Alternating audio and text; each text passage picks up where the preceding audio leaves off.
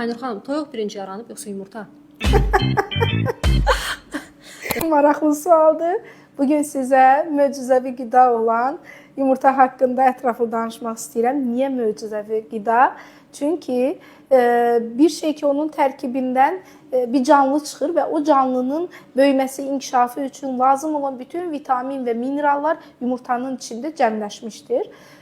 Və sizə uşaqların qida rasionunda yumurtanın önəmi haqqında danışacağam.